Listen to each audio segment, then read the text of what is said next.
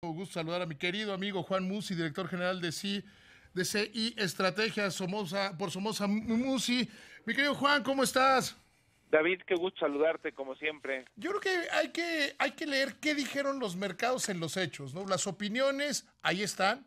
Creo que son duras opiniones, las de Citi, la de JP Morgan, la de propio Fitch, que coinciden en la línea general, es que están muy profundamente decepcionados. Y otro tema que lo he venido diciendo a lo largo de los últimos quizá 15 días, que el problema es financiero, que no se está atendiendo el problema financiero y solo se está tratando de resolver el tema de producción. Sí, pues fíjate David que yo me quedo un poco en la misma línea de lo que ya comentas en la introducción. Creo que este plan para inyectar 107,000 millones de pesos, ¿no? O su equivalente en dólares, pues mira, de alguna forma aligeran la carga financiera, ¿no? De la empresa. Un poco nada más haciendo el resumen de cómo se plantea dividir o repartir estos 107,000 millones, son 25,000 irían a capitalización de Pemex, desde luego para sanear la hoja de balance, 35,000 para el pasivo laboral, otros 15,000 reducirían la carga fiscal. Esta parte me preocupa y falta ver los detalles que por ningún lado, y he estado buscando, yo creo que falta que nos den más información de cómo. Esto es bien interesante, David. Si tú le vas a quitar carga fiscal a Pemex, ¿cómo vas a cubrir del otro lado, del lado del gobierno federal, del lado de las finanzas públicas, del lado del gasto y del gasto corriente? ¿Cómo vas a cubrir esta carga fiscal que le quitas a Pemex, no? Y otros 32,000, por último, supuestamente corresponderían a la lucha contra el huachicol, o sea, el diferencial que puedes ganar por el combate al robo de combustible, ¿no? Inicialmente el mercado lo tomó como una buena noticia, pero conforme se fueron pronunciando calificadoras, conforme se fueron pronunciando incluso algunas empresas extranjeras, algunas corredurías de mucho prestigio, pues en todas se encuentra una gran decepción, David, y el adjetivo insuficiente. Entonces, pues mira, yo me sentí igual. Al principio dije, bueno, por lo menos el gobierno federal está escuchando después del jalón de orejas que nos dieron el 29 de enero, que en principio recordarás, era descalificar a las calificadoras, les llamaron irresponsables, que cómo se atrevían después de una pésima gestión Lo que- durante la crisis pero ahí te hipotecaria. interrumpo, querido Juan. Lo que pasa es que ha sido un error grave del gobierno. Si Ujú, a alguien se les cruza en sus planes, lo descalifican. ujú. Aunque luego no lo puedan sostener. Lo vimos con los exfuncionarios que supuestamente estaban en el sector energético hace la semana pasada, que Manuel Bartlett decía, es que los que tienen conflicto de intereses en CFE, y pues bueno, resulta que estaba hasta Carlos Ruiz Sacristán, que fue 28 días, a duros 28 días director de Pemex, y está esta semana López Obrador diciendo que García Alcocer tiene conflicto de intereses, que no lo tiene, que el propio García Alcocer se encargó hoy de decir, a ver, aquí están mis hojas, he sido 24 años, toda mi carrera acá de 24 años he sido servidor público, y refiere ahí dos asuntos bastante menores de parientes de su esposa, Ujú. y de uno que se escude, porque no es. El problema cuando hay un conflicto de interés es no transparentarlo y no tomar las acciones. Pero ha sido, yo creo que uno de los grandes errores de este gobierno de tú te metes conmigo, yo te descalifico, aunque luego no lo pueda probar, ¿no? Sí, y desafortunadamente se ha vuelto un ejercicio frecuente, sobre todo temprano en la mañana, ¿no? Y creo que Y lo el mismo de las hecho, calificadoras, se entendió que no les puedes pedir dinero. O sí, sea, es como pelearte con las calificadoras por llevarlo a un tema muy sencillito. Es como mentarle la madre al buró de crédito y luego llegar a pedir prestado al banco, ¿no? totalmente, David. Además, pues mira, no ganas nada porque al final la comunidad internacional y local en materia de inversiones, nos guste o no, y admitiendo que por supuesto que se cometieron errores en el pasado por culpa de las calificadoras, nadie puede negar que se equivocaron calificando aquellos bonos subprime, nadie puede negar que se equivocaron calificando la deuda soberana de Grecia. ¿Te acuerdas que también a Grecia Sí, sí, sí. en algún momento le pusieron triple Pero A? O no sea, cambiaron las reglas internacionales. así es. Hoy sigue siendo. Yo pues escribí muchas columnas, seguramente las recuerdas ahí, 2009, Sí, sí, sí, 2010, sí, que yo sí, sí. decía, es necesario replantear la responsabilidad de las calificadoras y la auditoría a las calificadoras. Pero todo el mundo decidió, y es una decisión global, y son las reglas con las que se juega, que se quedaran como estaba, ¿no? Que se habían equivocado, bien dices con Grecia, bien dices con los bonos hipotecarios, Ujú, pero se decidió que esas son las reglas del juego. O sea, si la regla es esa, pues con ujú. esa regla se juega, ¿no? Y además, si ellos son los árbitros y ellos ponen la calificación que sirve para determinar qué países o qué grandes fondos de pensiones, qué grandes fondos de universidades, etcétera, pueden o no invertir, pues la realidad es que si te sales de la escala de calificación de ellos, pues no vale ninguna explicación, David. O sea, si nosotros bajamos a bono chatarra, no hay explicación que valga, no hay viaje de la delegación mexicana, del secretario de Hacienda, del presidente de la República, o sea, simplemente dejas de estar en la mira y en el universo de bonos sujeto a comprar, ¿no? Entonces, nos guste o no, yo creo que se corrigieron algunas cosas y hoy pues yo creo que hay que escucharlas. Veo un cambio de actitud con esto del gobierno federal en el sentido de que pues le está escuchando por lo pronto a Fitch. No he encontrado todavía pronunciamientos de las otras, de Standard and Poor's No, y de no, no, Moody's, no hay. ¿no? Todavía no hay. Lo que sí veo es de corredurías y de bancos importantes en Estados Unidos una profunda decepción. Encuentro, te digo, mucho la palabra insuficiente Ujú, ujú. y dudan también de estos pronunciamientos que hicieron hoy paralelo a este anuncio, por ejemplo, de que Pemex no se iba a endeudar.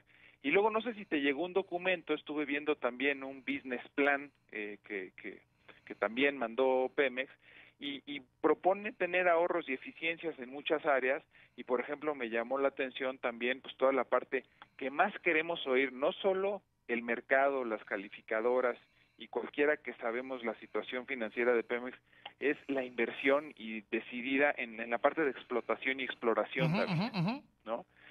Creo que se le hace muy poco énfasis ahí y es en donde más habría que meterle. No he vuelto a oír qué van a hacer, si es que van a decidir posponer el tema de las refinerías.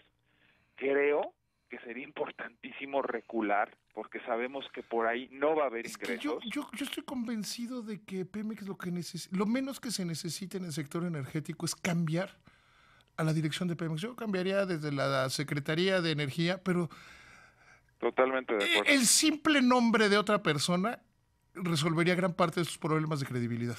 Por lo menos, pues gente de toda la vida del sector, gente con toda la experiencia, con el currículum. O gente conocida. A ver, si yo te dijera, oye, mandan a Alfonso Romo, director de Pemex, arreglaría la mitad de la atención, ¿estás de acuerdo? Nada más el Sí, nombramiento. sí, O sí, sea, nada sí. más, él sí le entiende a los mercados, él sí Pues por sabe lo que... menos sí, porque es un agente de mercados, es un agente que entiende la importancia de mantener la credibilidad, de proyectar confianza, de sanear a la empresa, un poco haciendo el símil de lo que en su momento se hizo con el IMSS, en el caso de Pepe Toño, que Ujú, no era ujú. un hombre que tuviera experiencia propiamente en el sector salud, pero fue un gran financiero que le dio la vuelta, Pero ¿no? el A la problema situación aquí, Juan, financiera. es que yo sí creo que, como dice JP Morgan, que parecería que el gobierno no está entendiendo cuál es el problema. Ujú.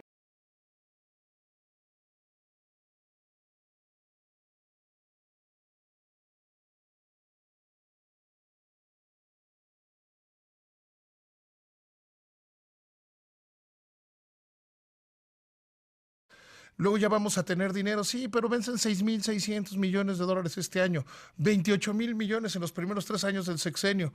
Los tienes que pagar, los tienes que refinanciar. Ujú. Y eso te lleva a que vas a tener que salir a pedir dinero prestado. Pues sí, al final de cuentas van a necesitar, me parece que hay unas necesidades relativamente en el corto plazo de 6,000 millones de dólares que tienen que salir a refinanciar este año, ¿no?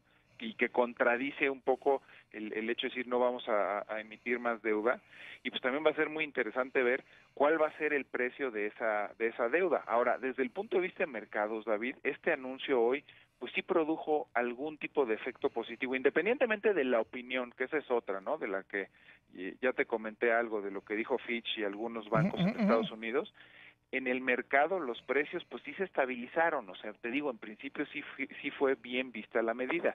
Creo que conforme pase el tiempo y conforme nos vayan dando más detalles, quizás veamos que el impacto en el precio va a volver a ser negativo. Me da esa impresión porque ante el anuncio fuimos es decir, celebramos el anuncio, pero cuando empezamos a ver los detalles y los detalles cada vez nos los empezamos a cuestionar más, creo que eso lo podemos empezar a resentir en el precio la semana entrante. Creo que eso es lo que va a ocurrir. Y en el tema de las finanzas públicas, porque tú mencionaste que sí, 15,000 millones de carga fiscal, pero también hay un Pemex Proa. O sea, el decir vamos a monetizar 35,000 millones de pasivos laborales, es decir, deuda que hoy se registra en Pemex se va a registrar en las finanzas públicas y va a tener cargo al presupuesto del año. Así es de sencillo. Entonces va a tener un impacto sobre... Es muy trillado, pero es cercano decir sobre la cobija. Hoy le estás quitando 50,000 millones de pesos a la cobija del presupuesto.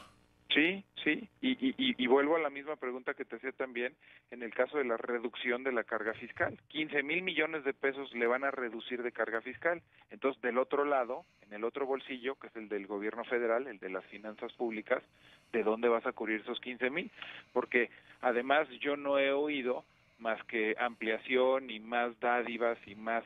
se destinan cada vez más recursos a programas asistencialistas y sociales, y cada vez reducimos más el gasto y inversión, y no veo pues de dónde se va a cubrir todo esto cuando pues del otro lado simplemente a todos se dice que sí.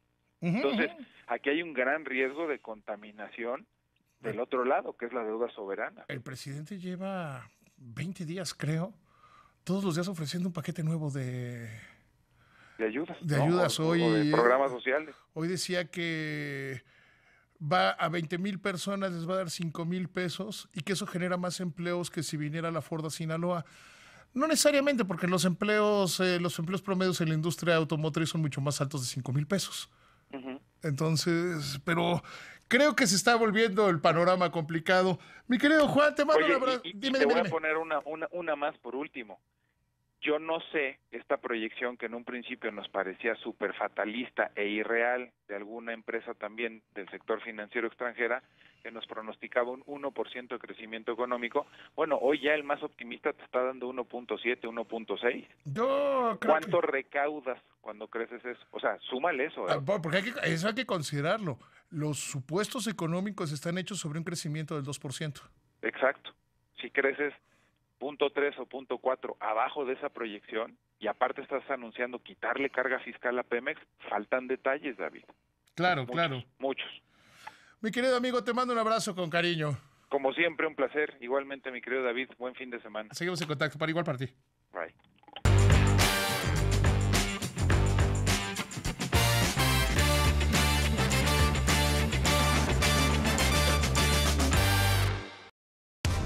Poder es entender cada postura.